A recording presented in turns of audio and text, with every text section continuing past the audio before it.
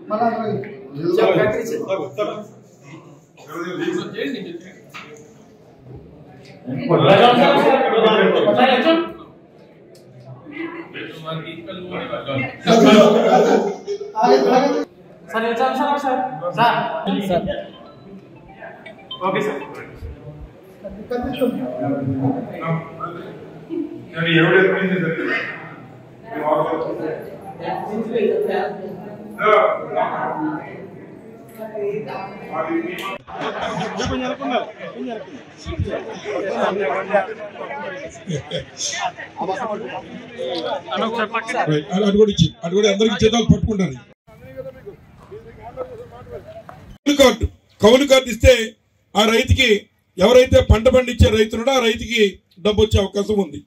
కానీ రైతు మళ్ళీ దాని మీద కౌలు రైతు ఏమైనా అప్పులు తెచ్చి తీర్చకపోతే నా పొలం మీదకి బ్యాంక్ అధికారులు వస్తారేమో అని చెప్పి భయంతో చాలా చోట్ల ఇవ్వట్లేదు. ఇది వాస్తవం. ఇది అందరికీ ఉన్న ఇబ్బందే. పండించేది నేనండి, ఎవరో పట్టుకెళ్ళిపోతున్నారు, రైతు పట్టుకెళ్ళిపోతున్నారని చెప్తుంటే నిస్సహాయంగా మేము ఉండిపోతున్నాం.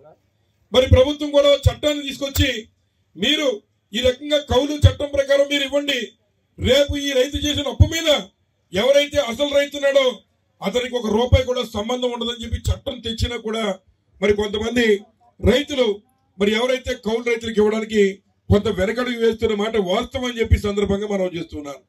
దాన్ని మన నియోజకవర్గంలోనే కాదు, ఈ యొక్క కోనసీమ అంబేద్కర్ కోనసీమ జిల్లాలో దాన్ని అబ్జర్వ్ చేసినటువంటి జిల్లా కలెక్టర్ గారు దీని మీద ప్రయోగాత్మకంగా కార్యక్రమం చేయాలా, తప్పనిసరిగా ఎవరైతే కౌలు రైతులు ఉన్నారో వారికి భూమితో సంబంధం లేకుండా, ఏ హామీ లేకుండా డైరెక్ట్ గా వారు చేస్తున్న వ్యవసాయాన్ని గుర్తించి ఏదైతే అగ్రికల్చర్ అధికారుల ద్వారా ఆ ఊర్లో ఉన్నటువంటి విఆర్ఓల ద్వారా 5 సంవత్సరాల నుంచి ఆ భూమి వారే చక్కగా చేసి పండిస్తున్నప్పుడు వారికి డైరెక్ట్ గా లోన్ ఇవ్వండి అని చెప్పి ఈ రోజు మరి డిసిసిబి చైర్మన్ గారిని అలాగే డిసిసిబి సిఇఓ గారిని డైరెక్ట్ గా పిలిచి కలెక్టర్ గారు చెప్పడం, ఈ రోజు 1,48,00,000 రూపాయలు మొట్టమొదటి తొలడిగిది.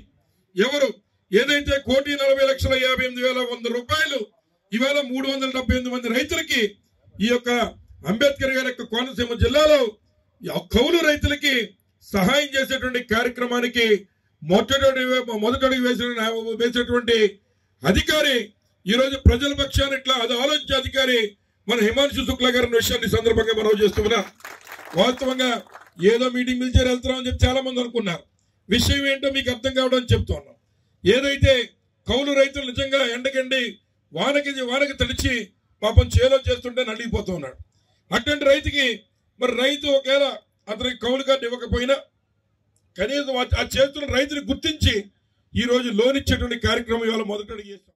నెక్స్ట్ ఇప్పుడు ఎలా ఉంటుందంటే ఇప్పుడు ఖరీఫ్ వచ్చేసింది, మనం ఇప్పుడు నాటు వేయాలి, నర్సరీ ఫామ్ చేయాలి, నర్సరీ ఫామ్ చేసిన తర్వాత ట్రాన్స్ప్లాంటేషన్ చేయాలి. సో ఒక రైతుకి డబ్బు ఎప్పుడు అవసరం ఉంటుంది, రైతుకి డబ్బు అవసరం ఉంది జూన్ నెలలో. కానీ ఇప్పటి వరకు మనం ఈ సిసిఆర్సి కార్డ్ ఇవ్వడంలో కొంచెం టైం పడుతుంది.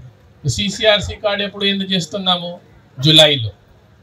జూలైలో సిసిఆర్సి కార్డ్ వచ్చినప్పుడు బ్యాంక్ లోన్ ఎప్పుడు ఇస్తారు, ఆగస్ట్ నెలలో. డబ్బు ఎప్పుడు కావాలి, జూన్ నెలలో కావాలి. సో జూన్ నెలలో డబ్బు కావాలంటే మీరు ఆగస్టులో ఇస్తే లాభం ఏంటి, ఏమి లాభం లేదు. అప్పుడు కూడా ఈ సాహుకారు నుంచి లేకపోతే ఏజెంట్ నుంచి జూన్ నెలలో ఈ రైతు లోన్ తీసుకుంటున్నారు. ఆగస్టులో నెలలో లోన్ వచ్చినప్పుడు దీని ద్వారా వడ్డీ కడుతున్నారు. సో ఆ ఆలోచన అంటే సకాలంలో లోన్, ఒకటి లోన్ ఇవ్వడం ఇంపార్టెంట్, కానీ దీనికంటే ఇంపార్టెంట్ అంటే సకాలంలో లోన్ ఇవ్వడం.